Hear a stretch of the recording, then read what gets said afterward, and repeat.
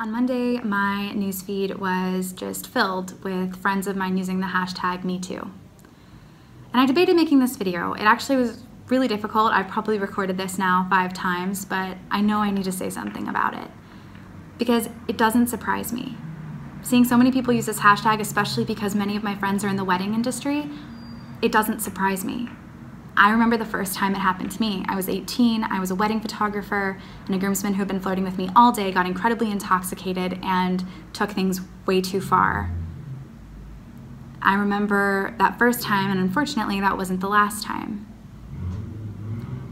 Unwanted advances, being groped on a dance floor, having comments made under someone's breath. It's unfortunately something that I began to feel very normal about over the years that I photographed weddings. And so in reading these hashtags and in hearing the voices of the women who are sharing their story, it really made an impact on me. Not because I wasn't aware that it was so common. Unfortunately, I feel like a part of me always knew that, but because in my own mind, I had become accustomed to the fact that this is just the way it is. That somehow by being a female wedding professional by myself in my own mind, this is just the way it is. But it shouldn't be. No one should ever feel unsafe or disrespected or not in control of their own body because of the actions of another human being, especially not in the workplace, which, remember, the reason why the wedding industry, and I mentioned that so specifically, is because that is an event where there are drinks, there's alcohol flowing, there are drugs, there are, people dancing and partying in dark spaces late at night, but that is someone's workplace. That is where they go to make a living, to make a sustainable livelihood for themselves and their family. So for some, it's a party, it's an event, it's fun, but for others, it's work. And I think, unfortunately, when you work in the wedding industry, you step into environments that cultivate the potential for that behavior to unfold.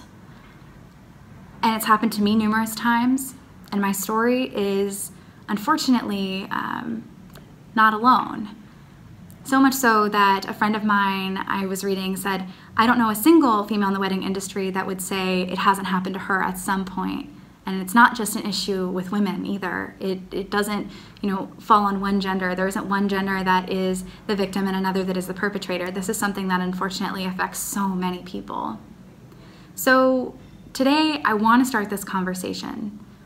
I want us to know, all of you, that you're not alone if this is something that has happened to you.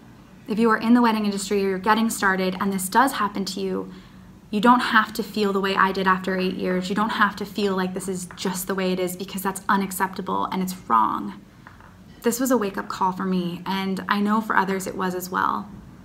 So I'm not coming here with solutions. I'm coming here to further the conversation and to stand in solidarity with all of the people who have dealt with this, who have endured this. And I also want to start the conversation so that it isn't this way forever. I don't think that the next generation, I don't think that the children that are growing up right now should ever have to feel this way or to be treated in this way. And nothing's going to change if we don't start somewhere. So this is my way of trying to help us start somewhere. We're sharing even more content today over on the Rising Tide blog, specifically ways that you can protect yourself. We're talking about having a sexual harassment clause in your contract. We're talking about how to build allies and witnesses in the event that you need it. And most importantly, we're talking about the fact that you're not alone. And I hope you know that you're never alone.